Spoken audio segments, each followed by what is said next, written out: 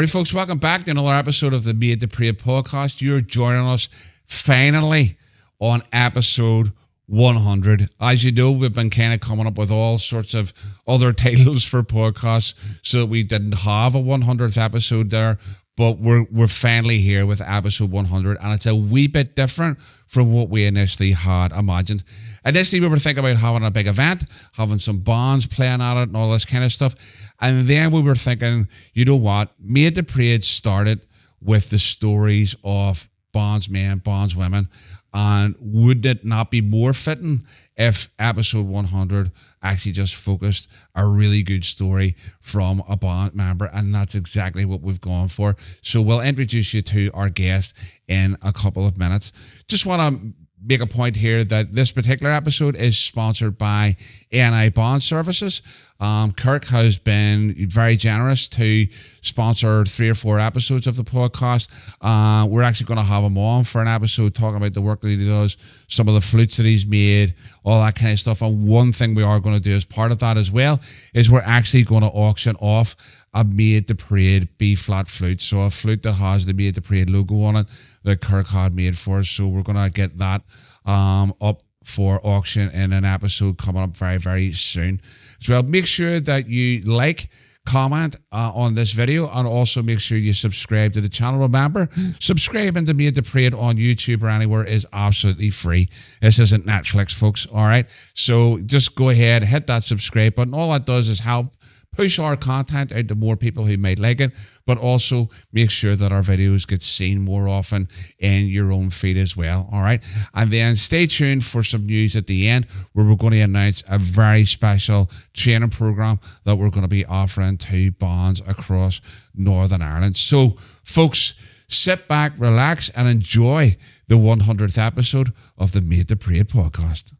Alrighty, folks, so here we are in episode 100, and have we got a story for you? Have we got a band story for you tonight? So tonight we are joined from the North Down Defenders. We're joined by Jake McCleary. Jake, welcome along to Made to Pray, mate. Absolutely fantastic to have you on. It's a pleasure to be on the podcast, Glenn. I've been watching it for a long, long time now, and hearing other people's stories from here in Scotland and everywhere, it's really interesting, and I'm glad to be on to share mine. Well, brilliant, because we were texting back and forth a wee bit on Messenger, and it was quite a while ago where you kind of had texted me and said, here, any chance of getting on an episode? And I was like, oh, no, not a problem, but we've finally been able to get a date together and sit down and have a chat. Yeah, no, definitely. I was watching your podcast with Tampo from The Loyal, right? And you were discussing bandsmen with disabilities and inclusivity within the band scene, and you mentioned that there was a young guy with one arm in the Tully Cornet, and then you said, funny enough, there's a young guy in the North Down Defenders with one arm as well. I was like, that's the same person. It's me. I'm going in the house shouting at the TV. That's me. So, yeah, ever since then, I was down to get on and share my story. So brilliant. Because he actually messaged me that as well. It's the same guy. And I was kind of going, I feel like a bit of a tube here, you know what I mean? But no, but good stuff. So obviously, great to have you on. And I think also great to have you on in regards to, you've already mentioned the fact that, you know, there's in terms of disability. Yeah. What might be useful for us, if you don't mind, if we start there, in terms of what that disability is. I mean, obviously you've already mentioned there's one arm, but there's a specific name and stuff for this as well, Jake. So talk us through what happened. Yeah, so I was born with a condition called septo-optic dysplasia, bit of a mouthful, but that basically affects your pituitary gland in your brain, and it causes a variety of issues. So I was born with one arm, and I'm also severely partially sighted as well, which also causes some issues. But I was born with it, and it's just something that you sort of learn to adapt to throughout life. But I've always been in the band, and bands all really I've known, so I've been able to adapt that condition to musical ability. So yeah. Okay, well, we'll explore that a wee bit further on as well. But talk to us a wee bit of what it's been, what your memories are in terms of growing up with your disability. What kind of ways did that impact you in terms of maybe, you know, like school and things like that there? Just if you don't mind sharing what that was like for you. Well, primary school, they were always very, very helpful. You know, I got visual aids. all sorts of things. If I ever needed help with anything, obviously, silly things like tying shoelaces and all can be a bit of a challenge and stuff like that. But I just never really let it bother me, and never really thought of myself as a disabled person. Just sort of says, right, this is the circumstances that you've got in life, deal with it. But everyone around me growing up was always very accommodating and never really made a big deal out of it. Okay. So you didn't experience any negativity around having, an accessibility issue growing up then? No, never, not really, to be honest with you. No bullying or anything like that. And where I come from, Tullycarnet, we're all a tight-knit community and everybody knows each other and everyone's like one big family and all looks out for each other. And I would hate to see what happened if anyone did bully us. So. Because one of the things, whenever I grew up, obviously a long time ago, whenever I was at school, like even if you had one toenail longer than the other, people were giving you nicknames for it and stuff like that. Or you had nothing like that at all. No, not brilliant. Not ever. Not disability, but you would get a raking about for other stuff, like, right. But never for disability. Okay, like, no. Good stuff. And then, obviously, talk to us a wee bit about then how you sort of grew to be interested in the bonds. You already mentioned there about how, bonds have all been a part of your whole life and stuff like that. But talk to us a wee bit about how you first got involved with the bonds then. See, to be honest with you, Glenn, I don't think I ever grew to be interested in bonds. It's all I've ever known my whole life. Like going back, Tullycarnet band, my first band that I was in, was formed in 2007.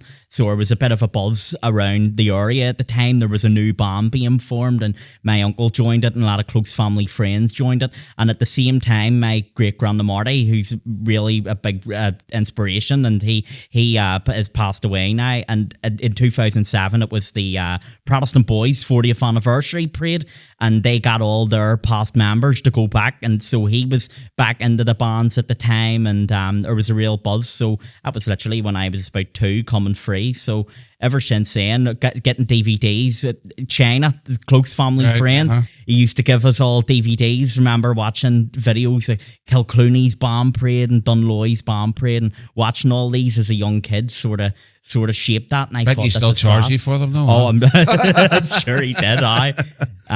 You always make sure you sent my grand over. Maybe got a wee bit of a discount. Right. But so ever since then, seeing bands, and then when I got a wee tiny bit older, started walking with a band in the band pool, doing the band pool as well. Right. Okay. What was it about your uncle in particular that kind of inspired you? You said he was an inspiration. What was it about him that was so good for you? Well, do you want to know what? When I was younger, it was just me and my mum lived together, and I think the story goes I was too young to remember now. But I think when I was with my mum and all her friends, I think my uncle sort of started hearing me talk like my mum and a wee bit girly on it. And he says, "No, we'll have to stamp that out." So get him down to a band. He says to my mum, and started going down to band and just sitting in practice, and not necessarily drumming yet, but just watching the other guys. And whenever you seen it, there was a real buzz about it, and loved hearing the music. So ever since then, I was. And what age are we talking then? 4. Really? Wow. Yeah, about 4. Yeah. And I walked my first parade when I was 4 as well. And with bomb pole and stuff? With the bomb pole, okay. Just up the front with all the junior drum majors. 4 years old, my goodness. Wow. And what age are you now? 20. So you've got a good 16 years in you already? Yeah. Brilliant. So by the time you're my age, you'll be, I'll be on 60, 70 years worth of bonds there. So obviously you're going down to the bond every week then, you're kind of listening in. Where did the inspiration in terms of learning how to drum come from? Because that's obviously where I'd obviously seen you and stuff on, but where did that actually come from? What made you go, I'm now going to go and I'm going to learn how to play the drum? Well, I think that those early days of going into practices, I was sort of, even though I was doing the band pull, I was sort of thinking, right, what can I do? Mm-hmm. I obviously can't play the flute because I think that's physically impossible. So what am I left with? Bass drummer, I was always a bit too small, never going to be big enough to be a bass drummer. So I was like, side drum. And I started drumming away, and I thought, I remember this light bulb moment in band practice where I'm drumming with one hand and I'm going, hold on. I'm making the same sound with my one stick that them boys are with 2. Right. And I was like, here, anything's possible here now. So that ever since then, that was sort of my turning point where I was like, right, that side drum, that's what I'm doing. Okay. And did anybody kind of up until that point had someone sat down and did anything with you with drums, or was this just you picking up a stick and going, here, I'm going to give this a whirl? Well, when I first started drumming, and when I was literally about 4 or 5, my mum saw my talent, and she took me. I can't quite remember, but she took me to some sort of like professional, music sort of drum kit style thing, and they told my mum, he can't come here. You can't play the drum with one hand. So they obviously haven't heard of Def Leppard. Yeah, no, okay. Definitely not. It says you can't play the drum with one hand. No use bringing him here. So that's desperate. But ever since then, I was like, right, well, you know what, we'll just show them, Right, so that spurred you on a bit then? Definitely. And even at that young age when you don't really understand, but my mum telling me about that as well, just give you more drive and more determination. Okay. That's crazy to think, because whenever you think of, music and arts and stuff, it has this sense of inclusivity. And what I'm finding really interested here, Jake, is that the established kind of musical program for teaching and stuff said no. But the bands that get such a bad rap for all sorts of stuff said yes. Oh, why not? Yeah, and that's what I loved about the band. Like, when I was younger, because like sort of like my health conditions and having autism as well, you're a wee bit socially anxious and stuff. I always preferred hanging around older people, because I felt like they never really judged you. Kids, they're curious. They're always going to ask you. And I hated being asked, why did you have one arm? And fair enough, now you can deal with it because it's a regular question, it's an observation. But it was a wee bit too much as a kid. But see, when you went down to band, you were a band member. You were just Jake. You were just Jake, the drummer, and that was it. And that's what was attractive about it. Like, yeah, no, I love that. I love that whole, because regardless of what people's thoughts are in regards to bands, and I know we try and focus in on all of the time as always on the positives, it's this sense of being inclusive for everybody within our community. Everybody can potentially have a role within the band, whether that's playing the flute, playing drums, cymbals, triangle, bass drum, the colour party, whatever it happens to be. Even if it's just walking alongside the band in uniform and whatever else, just because you want to be there, there's a role for people, isn't there? Definitely, there definitely is. And even throughout the years, seeing other people come in the band and they're maybe a wee bit shy, maybe not necessarily with disabilities, but they're a bit shy. And I see a wee bit of myself in them, and you bring them in and you think, right, well, look, what made you so comforted when you first joined the band? Reciprocate that with other people. And love that. So as you're starting to develop your technique, were there people that drew alongside you to kind of help you with stuff? Because I think, in terms of obviously with playing with one hand and then sitting down with people with two hands and stuff like that, you better be able to pick some stuff up from people in regards to, what's the best way for you to hold the stick in terms of trying to get the most movement out of it. How did your technique develop over time? I'm not trying to blow my own trumpet, but I think I just figured it out all by myself over time. Okay. And, okay. In terms of the actual the drumming itself, I learned everything by ear. Right. See, me watching someone play with two hands is virtually useless, because the way I do it is not the same as two-handed drumming at all. Like they're not very similar at all. Like, so all by ear, and it was sort of, how do you mimic that sound? Whether they're doing a paradiddle or a fives or whatever.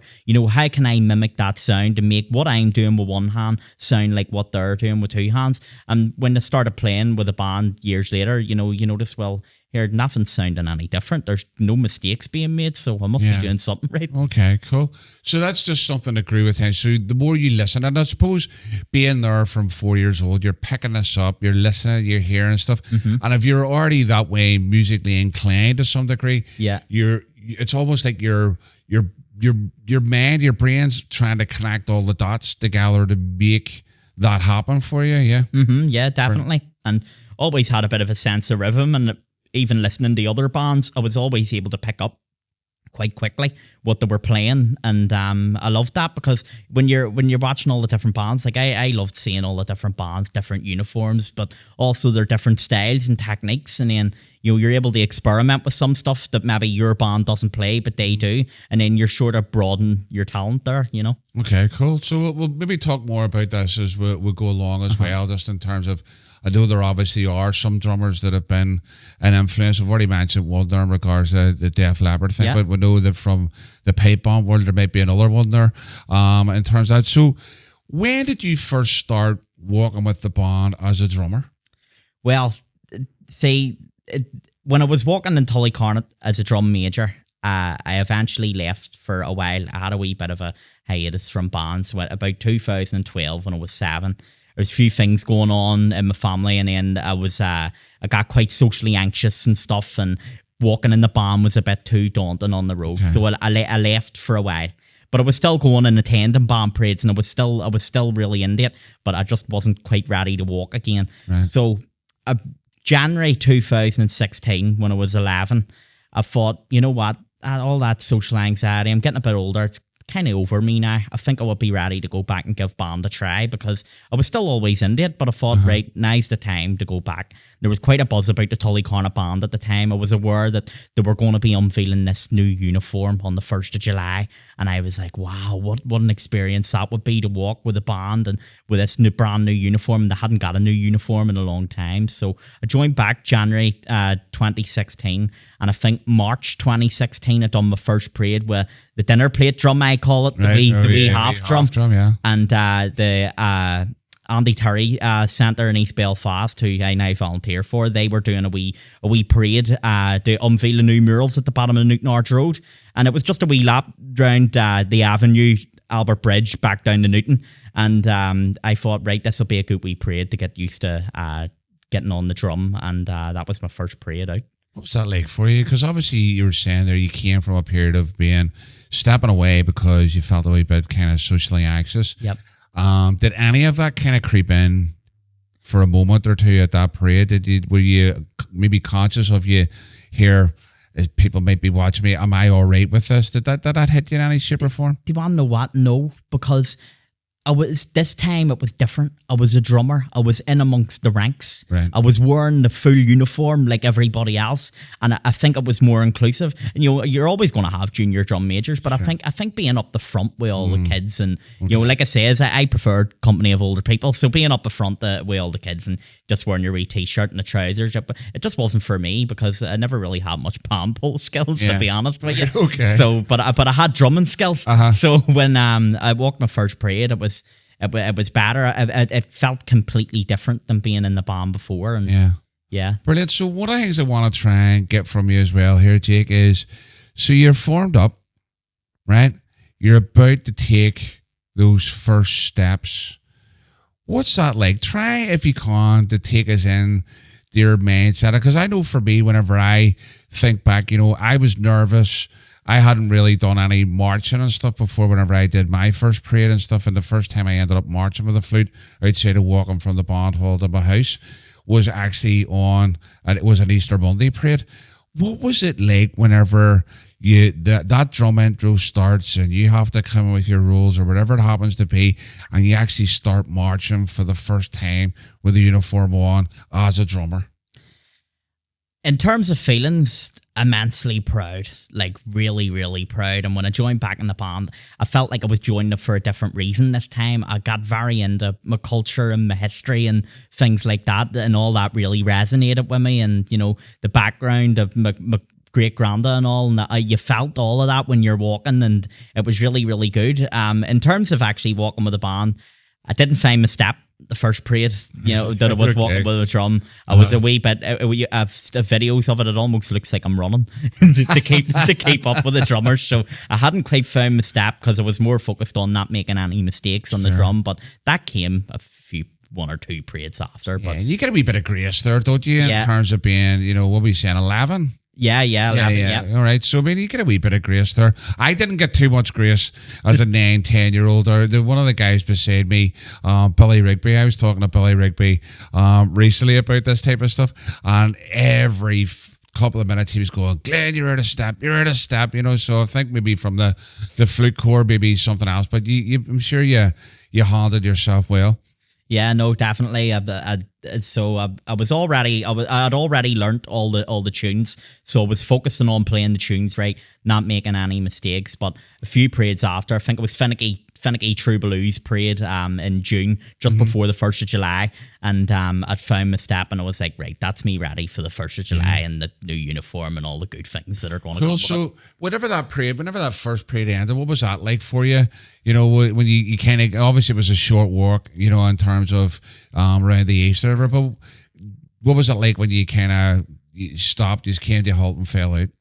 It was class. It was really, really good. And I remember my wee half drum. It didn't have a proper leg rest, and I remember my leg all being busted. And I remember going home, and my nanny, she'll hate me saying this, but she's a bit of a hypochondriac, and she was going, "No, this is awful. Look at your leg and all." And I was like, "It's fine." It didn't matter to me. None of that mattered. Yeah. I was just happy to be out with a band and pray with a drum, and I was like, "Right, this is me now. No one's taking me off this. This is me set."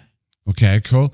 So then talk us about 1st of July, because for a long period of time, 1st of July was my favourite parade. It's kind of now geared more towards Derry Day, although I didn't walk Derry Day this year.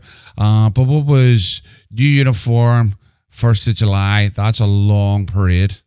See, I loved it. I loved every single bit of it. See the sentiment of it, the new uniform, 1st of July 2016, 100th anniversary of the Battle of the Somme. How more poignant can you get? Like it was great. It was really good. Were you conscious of that when you were walking around? Of course, yeah. I've always been big into my history and stuff, and I was like, this is amazing. This new uniform as well. You know, it was class. The band looked $1 million. I remember walking around the estate and people not even knowing it was us. You saw the heads turn. You were like, "Is that Tully Carnot?" We walked with this big colour party as well that day, and it looked brilliant. Oh, everything about it was class. Yeah, I know, because the 1st of July for me it was always one of those parades that I look forward to, especially with, you know, growing up in East Belfast. You know, and it was one of the first big events of the year. Obviously Easter Monday and Easter Tuesday, but there was nothing near as big as the 1st of July outside of the 12th and stuff like that there. And it was one of those things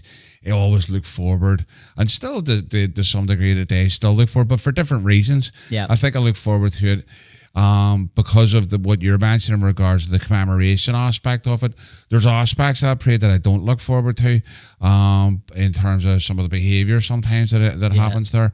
But in regards to the commemoration aspect, it's something I always look forward to, regardless of what that means for me now, you know? Yeah, no, definitely. And I would be the same with myself, and being able to walk that with the drum, and like I said, you're included within the band, and it was class, and it was a really good day as well. And I would have my first 12th on the drum, obviously, as well, a few weeks after. Sure. So I want to drill into the idea of just overcoming some barriers with the idea of your technique. We talked a wee bit about this, but obviously you've had to spend a considerable amount of time working on getting things to sound the way that they need to sound in order for you to fit in with the drum corps. Talk to me about some of the ways that you did develop that style of playing. Talk to me about people who have influenced you. One of the things that we were talking about beforehand, before we started recording, was that I was conscious of watching videos of you and how you use your thumbs and finger to control the stick and stuff, which is very reminiscent of what Jim Kilpatrick will do and stuff like that. So talk to us a wee bit about that. So it was just a learning game, really, and just practice makes perfect, just doing something over and over again, and knowing, see, when you know that you're nearly there, you're like, right, that gives you the determination to push on. And it's very much all about reflex and rebound, my style of drumming. So you have to have a lot of wrist strength and a lot of bounce to get the beat that you want. And just over time, and I remember going back to when I started playing the drum properly in Tully Carnot back in 2016. I remember experimenting with different ways of holding my drumstick before I actually settled on what was going to be my most comfortable way. And so just practicing over and over again, and just sort of hearing the sound and making sure that it is actually what the band's playing, and I'm not just making it up in my head. Yeah. And so you've spent a lot of time with that finger control. So obviously, did anybody else show you that type of stuff? And I know you mentioned you do Jim Kilpatrick, and stuff, but but this was just, were you watching some things? Were you picking some stuff from other places? To be honest, no. I only found out about the likes of Jim Kilpatrick after. Right. So it did, and people that play the drum with one hand. No, I just learnt it all myself in the house, or a practice when they maybe done the wee break, a practice when all them guys were going out for a smoke break. I was in the hall practicing things and seeing what works best for me. Yeah. And so that just sort of self-taught. Yeah, okay. And but you're able to recognize it then whenever you see the likes of the videos definitely. and stuff. You can see the similarities there, so you can draw similarities and go, right, he's doing what I'm doing that way, but in terms of just the local band scene, I just sort of done it myself. Yeah, because some of the videos you see of Jim with drumming with one hand are bloody amazing as well. With the control that he has over the sticks is just nuts. Do you know what I mean? And I suppose for me, if I'd have been looking at that, I'd been going, God, if I'd have seen that there, I'd be going, right, well, there's an inspiration, even though this is a two-handed drummer, but this guy's been able to, further inspire me more, because here he's doing things with one hand that some people can only dream of doing with two. Oh no, definitely. When even although it's not band related, even when you saw Def Leppard and the guy drumming with one arm and then seeing how he's adapted his drums to make certain noises, and I think he even has buttons, like buttons for the hi hats and stuff like that. And seeing that, that gives you inspiration, because you go, well, if if it doesn't work conventionally, make it work for you. Yeah, it's interesting, because one of the last times that I seen Def Leppard live, he actually had incorporated proper acoustic drums back into his setup again. Because for a long period of time, is it Rick? Isn't it Rick Allen? Yeah. He used his feet with paddles, and he triggered stuff with the paddles and stuff like that. There, I can imagine you walking around with a band trigger and stuff with the paddles and stuff, But and also the fact that there were other pods on the drums that triggered other things for him. But that was another story of a rock band, obviously persevering with their drummer in order, because they could have said, listen, like the guy in the music school said to you, listen, 100 drummers don't work here.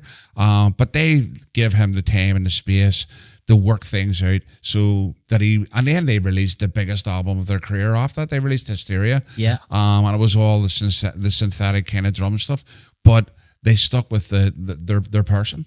No, definitely. And I just don't think you should ever let anything like that bother with you, especially if it's just, it's the cards that you're dealt with in life. Don't let it stop you from doing anything. So there's no other adaptations that are made outside of the fact that you've worked on your technique. Your drum's a standard drum. There's nothing's been changed about that in any shape or form. Standard drum, standard drum strap, standard sticks. One thing I will say is what I found is a lot of lead tips would prefer chunkier sticks, like the KP Freeze.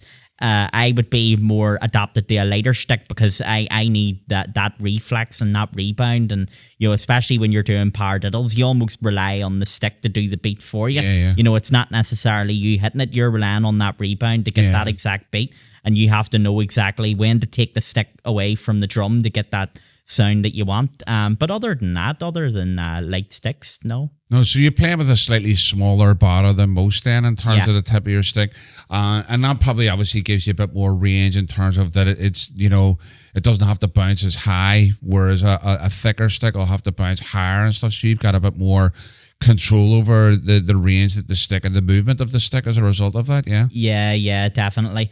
And that's just what I found. That the sticks, if you're able to get lighter sticks, you get the sound that you're looking for. Okay, cool, brilliant. And then in terms of, you've already mentioned a wee bit about how band mates and things in the scene. But what about people whenever they seen you on parade?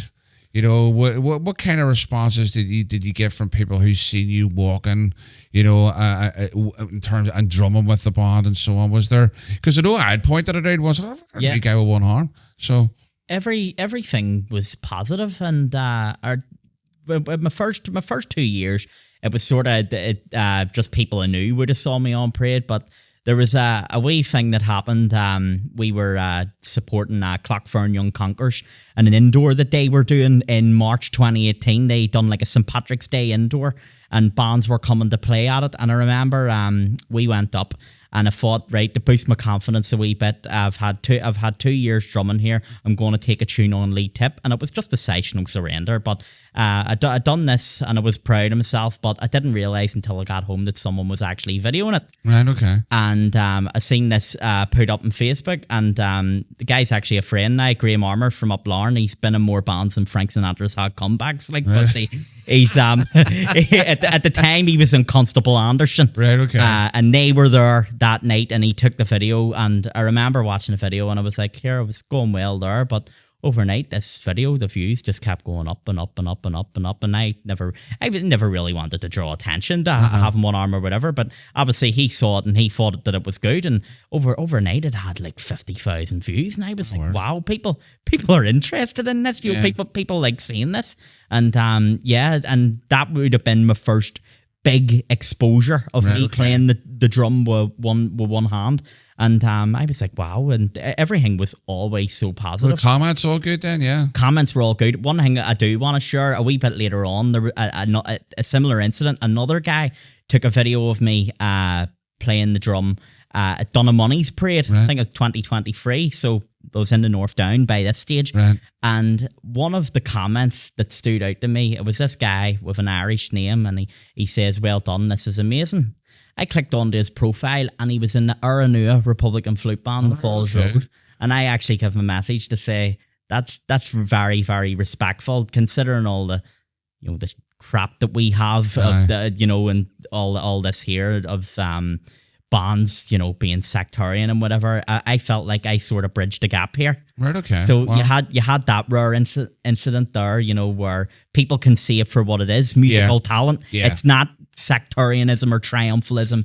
Yeah, no, and I think the thing for me is whenever I hear that type of stuff is what I call is the humanizing of the band scene, is that whenever either talent or ability or just in terms, even personality at times, get someone to see beyond the uniform and see the person that's wearing the uniform, because I think that's something that that a lot of the critics of the band scene in general don't. They just see uniforms, they see colonialism, they see British superiority complex or whatever the way they want to phrase that, but they don't. And then some of the things that they say in regards to that don't take into account the human aspect of, hey, this is young boys, young women, young girls, young men who are involved in these bonds, and you got to be careful sometimes about the things that you're saying there, because ultimately, we're as I said, we're humans. Sometimes we take some of that stuff on board, and it can affect you in a negative fashion, can't it? Oh yeah, definitely, and that was what I noticed about the videos, like. When I got all those positive comments, I was like, I would love to take these positive comments and give them to the band scene as a whole, because I'm no different than anyone else in the band scene, really. Like, yes, I might have a disability, but as a band member, I'm no different than anyone else. And we have a big band scene, and you says it's the biggest voluntary music sector in the whole of the UK. I think that positivity should be directed at the band scene as a whole, because they deserve it. Yeah, no, 100%. So one of the things that I have a funny feeling I know the answer to this question before I ask it. Yeah, but did you ever doubt yourself when you were learning? Was there ever any times when you were that frustrated with either trying to get a technique where the sticks went flying and you went, stuff this for a laugh? No, well, I've cracked up a few times. Don't get me wrong. When I'm in the house and you're like, oh, I can't get it, but you keep going. You just keep going. I never doubt myself. We'll get there in the end, but you have to have a bit of patience and persistence about it, and you will crack up and you're near ready to fling the drum out the window, so you are. But no, I've never doubted myself, like, because you get there eventually, and I've proved myself wrong. Even things that I thought I'd never do, I thought I would never be able to do a paradiddle. You know, I got there eventually. You know, even the likes of Mummy Daddies and all, when you're having to do more prominent beats than others, you know, that's quite hard to get that reflex there. Yeah, I tell you what though, I was just thinking there as you were saying there, wouldn't it be great if you could find that music teacher who said no? Oh yeah, definitely. I'd say, here, mate, have a look at this. Yeah, well, like I've proved a lot of people wrong, you know, throughout my life, because they think that you can't do things with one arm or whatever, and you know, I don't really dwell on it. You know what I spilled over anywhere else though, Jake? Has it, you know, as that kind of attitude from yourself found its way into other things in your life outside of music and outside the band? Yeah, just overall in my life in general, you know, I always just think of myself as a normal person. I choose to ignore it. And like even my eyesight, like my one arm, to be honest, doesn't really affect me in my life, because see, nowadays everything's adaptable. My eyesight's quite bad, so it is, and that would be more would get me, like, for example, I can't drive or nothing, you know, because my eyes are that bad. And that would maybe weigh you down a wee bit. But even then, you don't really let anything affect you. Sure, if you were to dwell on things like that, you know, you would end up hating yourself. Well, it sounds like you've got a pretty balanced view of yourself, yeah. Mike. You know, I mean, whatever you've got, you may want to share some of that with me later. You know what I mean? But the other thing I was thinking of as well is, it's interesting that you mentioned about flute playing. One of the guys that was on the podcast, I don't know whether you've seen the episode with Pete Worrell. Yeah. Pete is developing one-handed instruments. Right. Woodwind instruments. I think he has already developed a one-handed clarinet. Right, okay. And it would be really interesting to see if he thought there would be a way of their developing a one-handed flute. Because I reckon you'd jump. Wow. Yeah, no, 100%, yeah. So, Pete, if you're watching, any chance you developing that one-handed B-flat flute for us here? Because we've got someone who would like to give that a whirl. Oh, definitely. That would be amazing. That would be a whole new challenge. Like, that would be class. Yeah, so just whenever you mentioned, because I remember whenever we were talking to him, he had mentioned about the idea of accessibility, and this idea, specifically, it was a clarinet he was working on. And, you know, if you can get the clarinet to work with all the keys that come on that, you could definitely think about a flute and stuff, you know what I mean? So, now, you've already mentioned a wee bit there that you started off with Tully Cornet, and then you had a wee teaser there about the fact that you're working with another band right now. Talk to us about how that switch came about in terms of you moving from Tully Cornet and then becoming a member of the North Down Defenders. Yep, so just to give a wee bit of background, like I says, joined the band again 2016. Everything was going well. We were doing parades. We had this idea, we're going to do a 10th anniversary parade around the estate in 2017 to mark 10 years of the band. And the Tully Cornet hadn't had a parade around the estate since like the early 90s with the old band. So I thought, right, we're going to do as many parades as we can up until then. And then we done the 10th anniversary parade. It was a great success. But after that, things just sort of started to dip a wee bit. Members who were in the band from the start and even in the old band started to walk away. You know, the committee changed and different things like that. And not really the fault of anyone, but things just started. People weren't coming to practice. Right. And then when people don't come to practice, you can't learn anything new. And the core of the band started to get a wee bit disheartened, and we hung on for dear life as long as we could. But eventually, I think it was around about March 2019, we officially announced that was it, that we were going to call it a day. So I was doing a project at the time. I like to do a bit of graphic design in my free time, and we were doing a handicrafts project for ex-prisoners in East Belfast, and I was doing some of the graphic designs to assist with our project. And D-Stit was main figure in that project, and I remember making a joke when he was dropping me home, and I says, "So, Dave, when am I coming to the band then?" And just a wee off the cuff remark, and he was like, "Well, if you're serious, I will vote you to the committee on Monday night." And wouldn't you know, the following Monday, he says, "Right, you've been proposed and seconded at you in the North Down Defenders," and that was it. Never looked back. Brilliant, good stuff. What's it been like being in there? Because I know sometimes, you know, whatever. I know obviously what it's like to the switch of bond when I made one switch in terms of going from the Raven to Balmacart Defenders and back again. But how did you find the experience of joining another band? Well, it was a bit more comforting because my cousin, who was in the Tullycornet band with me, came along. Right. And a fellow drummer from the Tullycornet band also came along.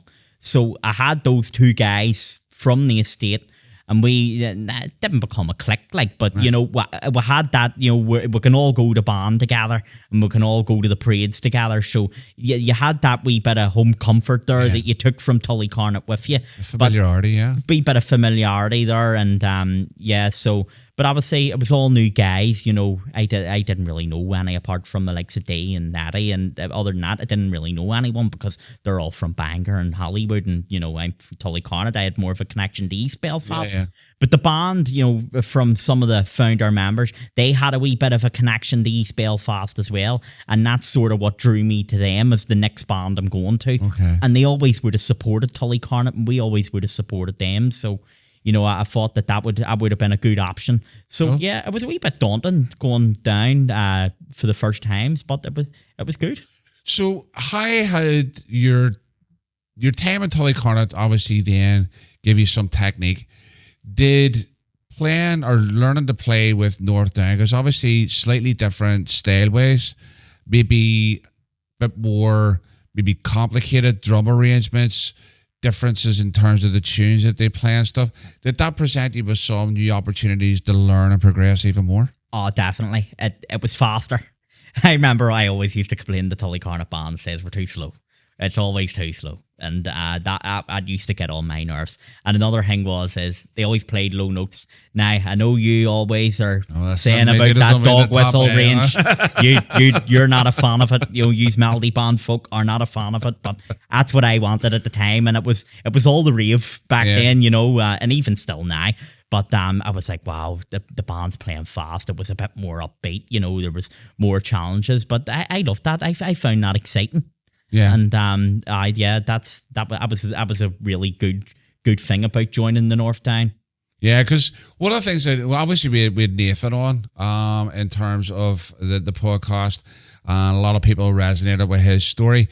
But I know from having spoken to him and obviously having listened to the band and stuff, he likes to push the boundaries, doesn't he? He likes to try and do things that people don't expect or people aren't hearing. He's always pushing. Have you found that Nathan's been a wee bit of an inspiration for you as well? Because that's his attitude, is to how good can we get? Where can we go next? Oh, definitely. And, you know, he would never, he's always brilliant. And even when I was a bit younger and I first joined the band, he always very approachable, always very friendly, and, you know, would let you do whatever. Like, I remember when I first done, I was going to say done a parade there, but it was an indoor. I first done with the North Down back in 2019.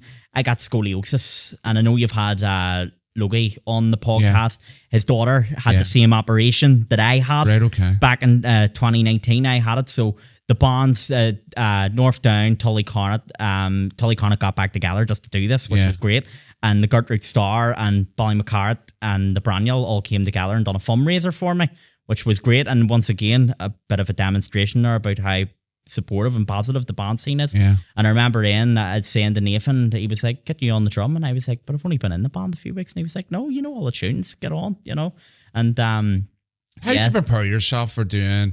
Because had you been listening to the band? Were you watching them on parade and stuff then to kind of get a hint of their things? Or were you, first couple of practices just sitting back and listening and going, right, and starting to pick things up there? Because I know what it's like whenever I went back into the Raven, it was like, it was like a part of my brain got reactivated again. I was able, in terms of, but how did you handle that? Well, by this point, I hadn't even really been to much practices. Right. Okay. So what I done was, see, this is the beauty of technology now, with no DVDs nowadays. That's it. I found all the YouTube videos at North Down, relatively recent videos that I knew that these are the tunes that they would still be playing.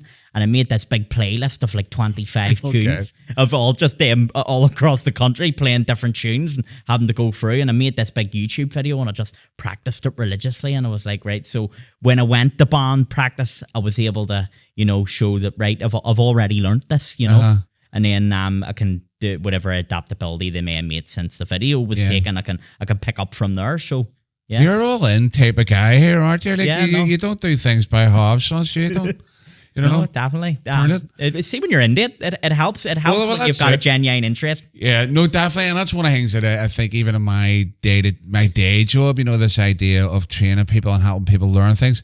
Whenever you are extremely interested in something or motivated to learn, it doesn't matter what way it comes to you, will do whatever you can to make sure that you learn. So if you're motivated, if you're excited about what it is that you want to learn, or you have a need to learn something, I've been thinking about, whenever my dad got cancer and stuff, and then trying to find out everything he could. I was motivated by what was happening to him to try and understand, what way things would go and stuff like that there. And it's amazing just how, that follows us into different areas of life. Just to share another wee personal story, if you don't mind. Yeah, my mum got cancer back in 2021. Right.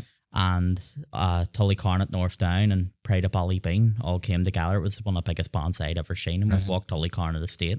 And we raised £8,000 for my mum, and actually quite emotional now saying that for some reason. But it goes to show again, the band scene it's supportive, it's positive, and you need to highlight those things. No, 100%, well, because I think regardless, and that brings us back to that human side of things. We all hurt. Well, things happen to us regardless of whether you were a band uniform or you were a suit and tie to work, or whatever that happens to be. Life will bring difficulties. Life will bring challenges to us.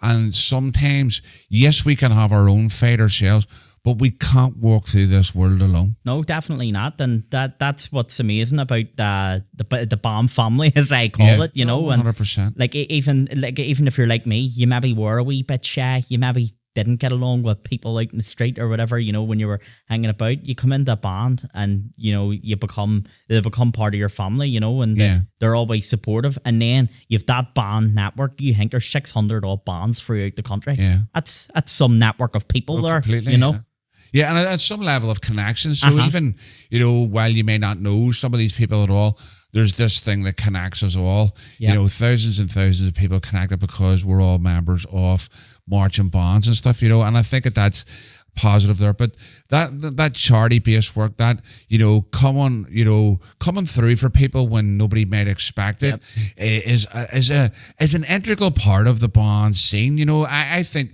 that if we were to do some kind of research and study into that there, not just about money raised, but in terms of the way that they just support people in terms of their community, I think we'd be amazed at some of the stories that would come out. Oh, definitely. And I know it's used as an example quite often, but even your own band, you look at look at the thousands, hundreds of thousands, I think you're in the hundreds of thousands now that you have raised over the years in charity parades and charity events. And even when you pick a charity every year, because it's a personal thing to a member of the band, and all that it needs to be highlighted. And 100%. And as we keep saying, we're not doing it to be highlighted. We're doing it because we want to help. We want to make a difference. And it's all personal. Those two examples I gave, me having scoliosis and my mum having cancer, that's a personal example, and that's the band scene. I over the years, I feel like I've given my heart and soul to the band scene, and they've given me that back. Yeah. I love that because, and I think that those are also key words, Jake, in terms of when people see the music and the colour and the prayer are just one aspect. It's not everything that there is about the band scene. And you've just mentioned there about, the support, the brotherhood, the camaraderie, the connection, the empathy that exists, for people who are either going through a good time or going through a really bad time, but also going through good times as well, where we're able to celebrate those kind of things together. And it's one of those things that I think it's such a tight-knit group of people. It's hard to find that anywhere else in society outside of the bands. I've got friends who I'd say, yes, they've been friends for years, but some of the guys in the band, they'd walk through fire for you. Oh, definitely. And I've noticed that about being in the bands, and you're always welcome when you come into the hall, and there might be some people in the hall that are on top of the world that day, but then there might be some people in the hall that are just about clinging on, and you don't know. But when you go into the hall and you're able to rattle out a few tunes, you maybe get a bit of that emotion out as well through the music, and 100%. All of that's brilliant. No, and I think I know, and we've highlighted the mental health benefits here on the podcast regularly.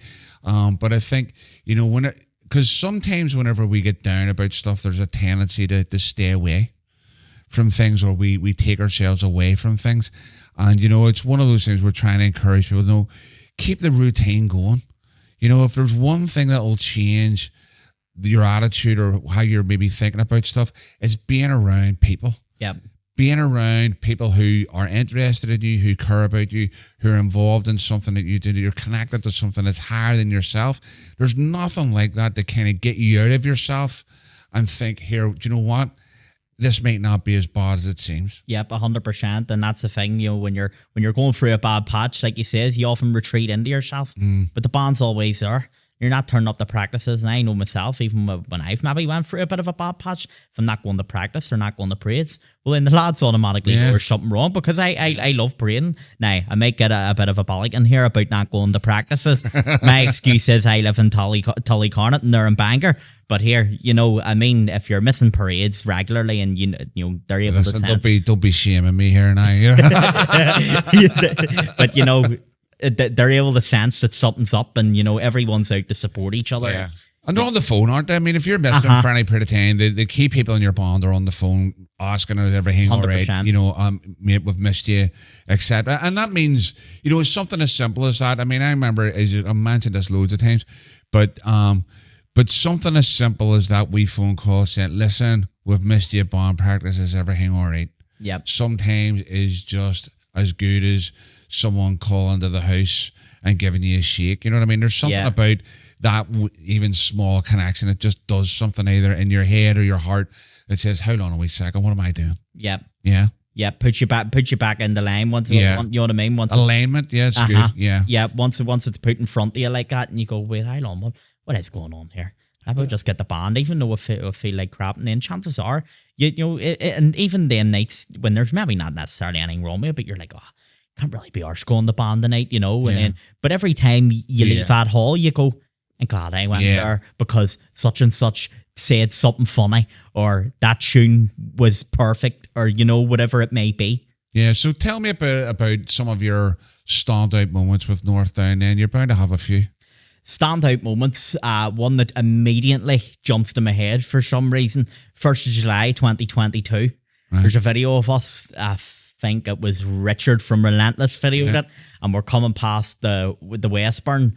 And look, this might be some of the bits that some people don't like about the parade, but it was still good. But the crowd, it was like Sandy Row. Right. It was like Sandy Row, and the crowds, it was amazing.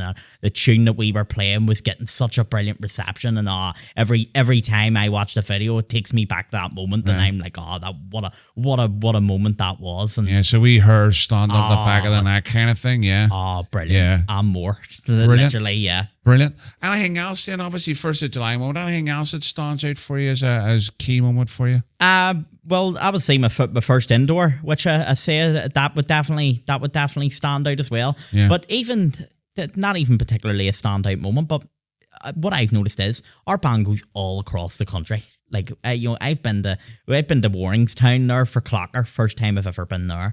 Do Dunamoney's parade. We've been up to Ballymoney for Drumahegles. See, being able to travel the country with your band, like the places that you haven't even been before, and being able to walk with pride, and people watching you all over the country like that. Yeah. Even that alone is brilliant for me, and it's something that I got with North Down. Yeah, and I think that's a key element of that, because I noticed that obviously my early days too. Going to those exotic places like Corridor and all that kind of thing. But we underestimate that, because you can get so locked in. Obviously, as I say, growing up in East Belfast, you can get so locked in to being in your wee estate, your wee area, whatever else, and sometimes you don't see anything else beyond that, and I know people haven't been outside East Belfast in terms of, there's why would I want to do that? There's loads of stuff here for me. I don't really travel well, but bands give you those new experiences, don't they? In terms of not just the musical experience, but the traveling experience, the connection with other people, the different kind of connection to your culture and how it's expressed in different areas. Yeah, definitely. And what I've noticed, we often tend to support people's parades, like biannually. So it gives us a new chance to go to a new parade, if there's maybe a parade on the same night, and being able to go going to more Young Defenders parade and stuff. And that's a track, isn't it? I down to Kilkeel and different places like that. And we went up to Londonderry to support Lindsay Mooney's 50th anniversary there a few years ago. Nice. What a day that was! And we done an indoor in the Memorial Hall. And the Prentice Boys Memorial Hall, and the turnout at it was amazing. Being able to see the bands from up there, like the William King. I love the William King, in terms of melody bands, they're definitely up there. And being able to see those bands that that you might only seen on the YouTube videos. It's it's in almost in a weird way. When you're that much into bands as I am, it's like seeing your favorite celebrity or something. Well, there's an element of that, isn't there? Yeah, no, I think you're right, and I'd agree with you in terms of the William King and stuff. I remember doing I was actually part of the MC team for their anniversary, and I think one of the ways that I'd introduced them was the Kings by Name and Kings by Nature. Yeah. I love the guys in the band. I love the band themselves, and if when people talk, if I could spend more time up in London, I'd be doing it, just with the work that's going on up there. Some of the guys that are involved, like Derek and all those guys, and the stuff that they're doing with the Bonds Forum, Andre, what he's doing with the Bonds Forum and stuff. There's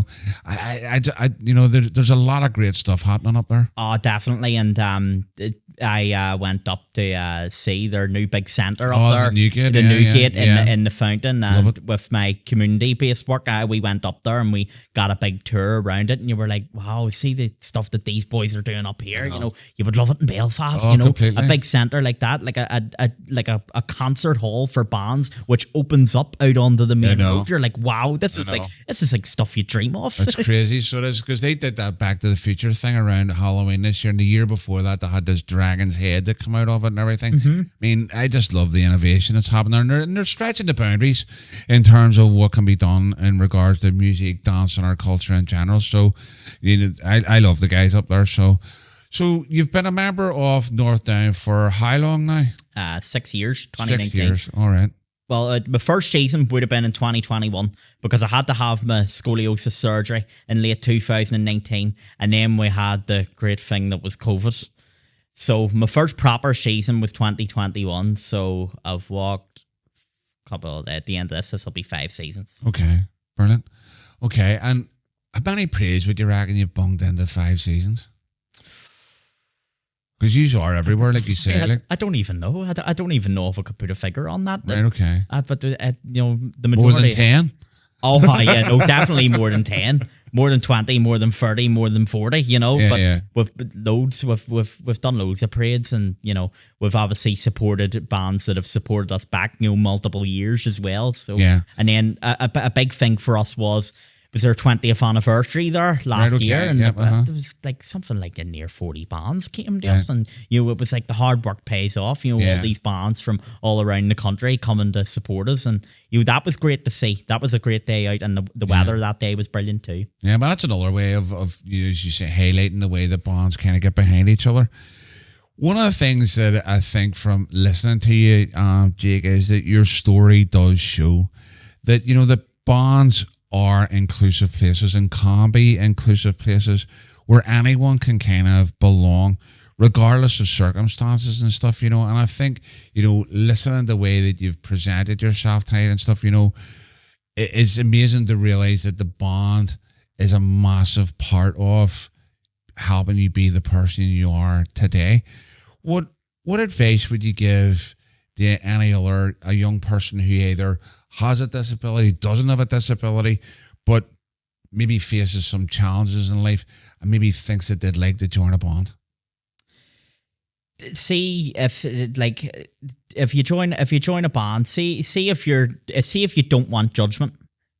Going to a band is one of the best things to do. See if you're sick and tired of being pointed out, your differences like that, and you're maybe going, I'm sick of people telling me that this or that, or like, and even if you're, I've seen a lot of people in wheelchairs in the band scene too, playing instruments, like even like that, but they're not viewed anything differently. Once you put that uniform on and you pick up whatever instrument it is you play, you're just a band member. So, if you want a bit of normality, and especially if you have a condition which maybe affects your day-to-day life and it maybe weighs you down a wee bit and you start to feel a wee bit down in the dumps and you're maybe not getting out as much or whatever, and say if you join a band, it gives you so much purpose. You've got pride, you putting on uniform, taking care of yourself, presentation, being able to go out, being able to go places that you've never been before, developing a bond with new people and other bands as well. You meet new people through the bands. You could be here all day naming the lists of positives from bands, especially if you have disabilities, and no one makes a big deal about it. And that's what I always loved. I made hand the hosting of this podcast over to you, Jake. You're knocking all that stuff out there like a veteran. So, but looking ahead, right? What are your hopes for yourself as a drummer? And I suppose maybe think about what are your hopes for the band scene in general? In terms of the band scene, just it's thriving, and the media don't want you to know that. See, if you watch bands, the amount of young people in bands at the minute is amazing. I wish, unfortunately, I could say the same for the likes of the Orders, unfortunately, but at the band scene, it's thriving with young people. Every time I look at bands, there's young people walking in the bands, and I hope that people continue to see that. Young people like myself continue to keep joining the bands and representing themselves, and I hope that it flourishes and people continue to support the current bands, and then even seeing new bands forming up as well is exciting, In terms of myself, just keep innovating what my drumming skills. Sometimes I always think that I'm done. I'm like, right, you can't do anymore, and then I prove myself wrong, and you invent something different, whether it be a new beat that you never thought that you could do, or maybe a band will bring out like a complicated drum solo, and you'll think, right, I'll give that a go, and you're learning new things. But yeah, just to keep going for the band scene and myself. Cool. So, if you could change one misconception that people have about members of bands, what do you think that would be, and why? We're marching to annoy people, because we're not. We're going out. We're playing musical instruments, and it's about us. It's not about them. Not in an exclusive way. Mm-hmm. But I mean, when we're walking, it's about how we're playing. It's about what we're doing. These people that think that bands are intentionally trying to hate on people, they're really, really not. Like, and I know, like my band, we would never want to antagonize anything. Like, even on the 1st of July, when we pass the short strand, we either play neutral songs or don't play at all, because we're not like that, and I think that's a misconception. People are just out to play their music and master it, and I think that would be it, that we're not hateful. Okay. Well, I like that. I mean, and I suppose that's one of the reasons behind why the podcast was developed in the first place, was to give people, an opportunity to learn and understand more about what it actually is, rather than just the preconceived notion that they might have about it. What would you want for anybody who's listening to this or watching this here? What would you want them to take away from your journey? Just that if you're told something's impossible, prove them wrong. It's not. That in terms of having a disability and musical ability, there's a way around everything. You can always find a way around everything. And anyone that tells you that there isn't a way around it, then prove them wrong. Let it be determination. Don't get beat up about it. Jake, I think that's a brilliant place to kind of leave the conversation. Or I have to say, the way that you've presented yourself, the way that you've shared your story, you're an articulate, you're a young man. And, I think the band scene is privileged to have someone like you representing them. And I'm sure your band members will be absolutely delighted with the way that you've presented yourself here tonight, man. I have to say, It's been an absolute pleasure and a privilege. And I know I say that on most podcasts, but I have to say, man, it's been an absolute privilege to have you on. Share your story and just share it so passionately and so clearly and everything, man. It's been an absolutely brilliant experience for me. So thank you very much for being on. Thank you very much for all your kind words, Glenn. Honestly, I really, really do appreciate it. And it's been a pleasure being on the podcast and for the 100th episode as well. Well, there you go, man. What a way for us to do that. Don't be saying cheerio just yet, because we are going to make you drum for us.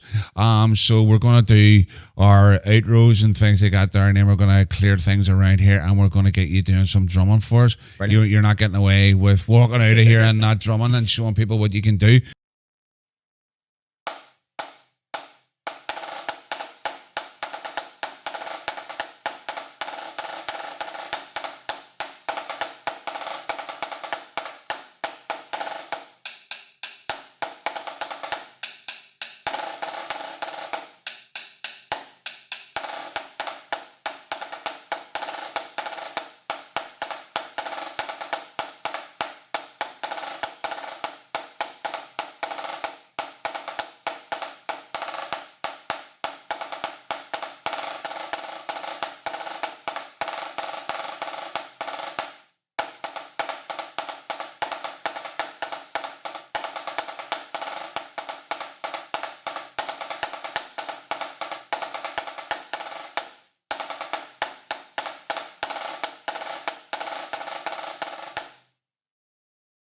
All right, folks, there you go. That is the end of our 100th episode. And what a story that is. What I have to say, absolutely blown away. Jake has been an absolutely amazing guest. I think, articulate, smart young man, and has definitely not let anything get in his way, and has used the bonds as a mechanism to help him develop in his life, and has seen it as that as well. I hope that you are taking something out of that, because that was inspiring for me to sit and be a part of that conversation. So thanks again, Jake, for coming on and being part of the podcast. I can't think of a better way of having done the 100th episode than having that story on one. Absolutely fantastic, So one of the things that I did say at the start of this was that we have a piece of training that we're going to offer to bonds, specifically in dealing with the media. It's been no surprise, if you're watching this,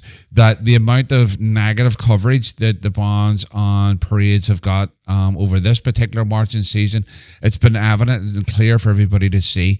And sometimes the responses to that maybe haven't always been, amazing as such. So what we wanted to do was to create a piece of training that would allow us to interact with the media in a way that allows us to control our narrative a bit more. What I will do is I'll probably do another video outlining what that will all entail, but it'll do things like, how we respond on social media to stories, how we might, make complaints about negative stories that are in the press as well, how you make an IPSO complaint, etc., and how you can also do things around press releases and things like that there in terms of just promoting what we do positively. So it's a 3-hour session on dealing positively with the media. So if you're interested in that, or you'd like to be involved in a pilot run of that, then get in touch with us here at Made to Parade. So madetoparadebook@gmail.com is our email address, or just let us know in the comments if that's something that you would be interested in being involved with. I think it's something, as we come towards the end of the marching season, in terms of some of it anyway, that this is something we should definitely be looking at in terms of how we handle the narrative and tell our stories ourselves. So if you're interested in that piece of training, then please get in touch. And just as a final thank you to the sponsors of this particular episode, NI Bond Services. We're absolutely delighted to be associated with you, and look forward to having you on an episode of the podcast in the future. And that just leaves me with one final thing to say, folks. So until the next episode, look after yourselves and take it easy.